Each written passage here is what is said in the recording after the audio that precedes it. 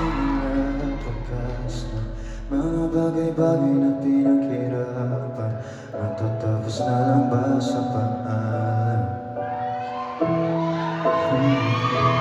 Ito na magsimula pagkas na lahat ng pangarap nating ilaban,